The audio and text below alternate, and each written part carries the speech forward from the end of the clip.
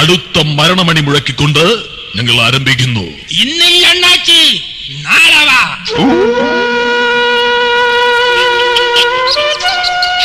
അമ്മേ മഹാമായേ, എന്നെ കത്തി കൊള്ളണേ. പതിവ് തെറ്റിക്കാതെ വീണ്ടും ആ ദിവസം വന്നെത്തിയിരിക്കുന്നു. സുഭദ്രേ,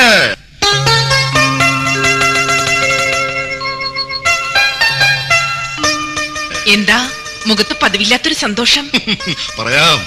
മാസപ്പിരിവുകാരും ആഴ്ചപ്പിരിവുകാരും സമയം തെറ്റാതെ എത്തുന്ന ആദ്യത്തെ ഞായറാഴ്ചയാണിന്ന്. ഈശ്വരാ, മാസപ്പിരിവുകാരെ എങ്ങനെയും പറഞ്ഞു നിർത്താം.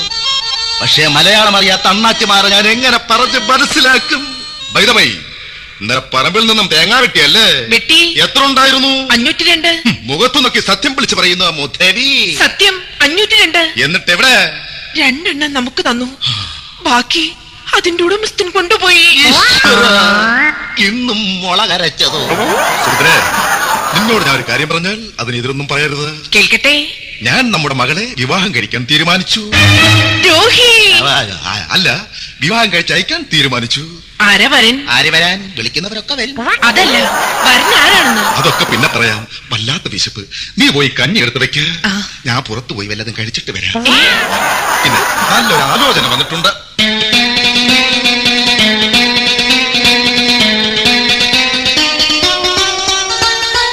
അരുത്, നിങ്ങൾ ജീവിച്ചിരിക്കുമ്പോ മറ്റൊരു ബന്ധത്തിന് എന്നെ നിർബന്ധിക്കരുത്. നമ്മളെ മോളെ കാര്യമാണ് ഞാൻ പറഞ്ഞത്.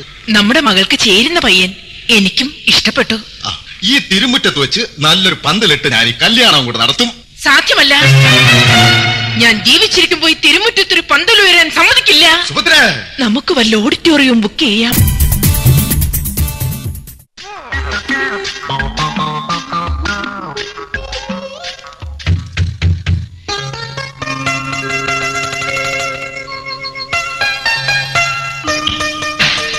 അയ്യോ, രാഘവേട്ടൻ. അതേടി രാഘവേട്ടൻ, വരുന്ന വഴിക്ക് നിന്റെ അച്ഛനെ ഞാൻ കണ്ടിരുന്നു.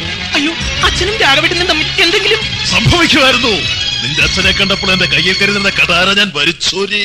രാഘവേട്ടാ, എന്നിട്ട് ഞാൻ ഒരു കടയുടെ പുറകിൽ പോയി ഒളിച്ചിരുന്നു. എന്റെ അച്ഛൻ പോയതിനു ശേഷം മാത്രമാണ് ഞാൻ ഇങ്ങോട്ട് കയറിയത്. അതെ, ചേട്ടന്റെ ജോലിക്കാര്യത്തിൽ എന്തെങ്കിലും തീരുമാനമായോ? അങ്ങനെ അതിനൊരു തീരുമാനമായി. ഈശ്വര, എന്റെ പ്രാർത്ഥന ഫലിച്ചു. ശരിയാ, നിന്റെ പ്രാർത്ഥന ഫലിച്ചു. എന്നെ ജോലിയിൽ നിന്നും പിരിച്ചുവിട്ടു. അതല്ല, ഇപ്പോൾ ഈ വരവിന്റെ ഉദ്ദേശം എന്താ? പറയാ, എന്റെ ശ്രീദേവി ഒന്ന് കാണാൻ.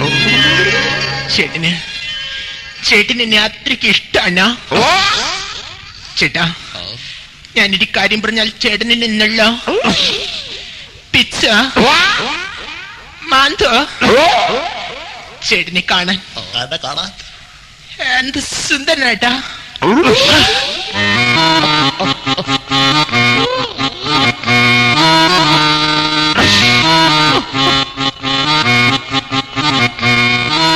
രാഘവേട്ട.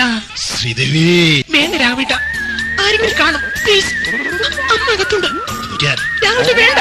ചെറിയ ചേട്ടാ, വേണ്ട ചേട്ടാ, അമ്മ കാണും. രാഘവ, നല്ല ചീത്തപ്പേരുള്ള കുടുംബമായത്. ആരെങ്കിലും കണ്ടാൽ മേലാൽ ഈ ഭൂമുഖത്ത് വെച്ച് ഇത് ആവർത്തിക്കരുത്. അമ്മേ, അകത്ത് റൂമുള്ള കാര്യം എന്റെ മോൾ മറക്കേണ്ട. രാഘവ, നീ ഇന്ന് ക്ലാസ് എടുക്കാൻ പോയില്ലേ? ഓ, ഒരു ദിവസം ക്ലാസ് എടുത്തില്ലെന്നും പറഞ്ഞ് മാനൊന്നും ഒടിഞ്ഞു വീഴത്തില്ലല്ലോ. അതുകൊണ്ടല്ല, നീ ചെന്ന് ഗ്ലാസ് എടുത്ത് കഴുകി കൊടുത്തെങ്കിലേ വൈകുന്നേരം ചില്ലറ ചിലവിനുള്ള കാശ് കിട്ടൂ. അതുകൊണ്ട് പറഞ്ഞതാ. അയ്യോ, അമ്മാച്ചനാണെന്ന് തോന്നുന്നു. അമ്മാച്ചനോ?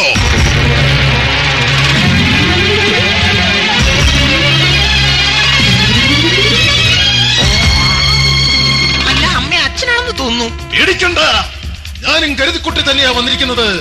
രണ്ടിലൊന്ന് എനിക്കൊന്ന് അറിയാം. എവിടെ പോന്നു? കതക് തുറക്കാൻ. കഥകിപ്പോ തുറക്കണ്ട. കാരണം ഒളിച്ചിരിക്കാൻ ഒരു സ്ഥലം പറഞ്ഞതാ തള്ളേ.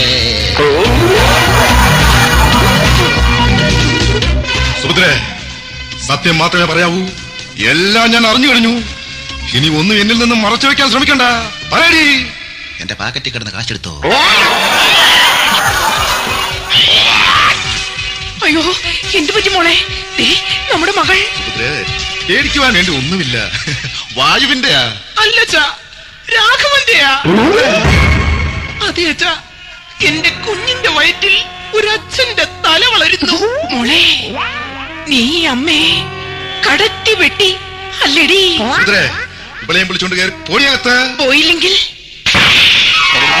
തൃപ്തിയായി. അമ്മാവാ, തൊട്ടുപോകരുത്. തൊട്ടാൽ തട്ടും. തൊട്ടു. തലയിൽ വെച്ചാൽ മണ്ണ് പറ്റും, തലയിൽ വെച്ചാൽ എണ്ണ പറ്റും, കോളേജിൽ വിട്ടായി ലൈൻ അടിക്കും എന്ന് കരുതി വളർത്തിയതാ. അതിനെന്താ ഇപ്പൊ പറ്റേണ്ടത്? പറ്റേണ്ടടുത്ത് തന്നെ പറ്റി. രഘവ, ഈ വരുന്ന കന്യമാസത്തിൽ നീ ഇവിടെ കഴുത്തിൽ താലി കെട്ടണം. സാധ്യമല്ല. എന്തുകൊണ്ട്? അത്രയും നീട്ടിപ്പോകണോ? ചിങ്ങത്തിലാകരുതോ? പക്ഷെ ഒരു കണ്ടീഷൻ, ഈ നിമിഷം നിങ്ങളെ വീട്ടിൽ നിന്ന് ഇറങ്ങിത്തരണം. സുഭദ്രേ, എടുക്കാനുള്ളതെല്ലാം എടുത്തുകൊള്ളൂ. ഇനി ഒരു നിമിഷം പോലും നമുക്ക് ഇവിടെ നിൽക്കണ്ട. മോനെ, ഇത് പിടിക്ക്. എന്താ ഇത്? മാസപ്പിരിവുകാരുടെയും ആഴ്ചയിൽ പിരിക്കാൻ വരുന്ന അണ്ണാച്ചിമാരുടെയും കാർഡ്. പറ്റുമെങ്കിൽ നീ ഇത് അടച്ചു തീർക്കണം. ഇതുകൂടി പിടിക്ക്. എന്താ ഇത്? ഈ വീടിന്റെ താക്കോൽ. എനിക്കിപ്പോഴാണ് അമ്മാവാ തൃപ്തിയായത്. എനിക്ക് ഇപ്പോഴാ തൃപ്തിയായത്. ഇനി എന്റെ മരുമോൻ വേണം ഈ വീടിന്റെ മാസാമാസമുള്ള വാടക കൊടുക്കാൻ.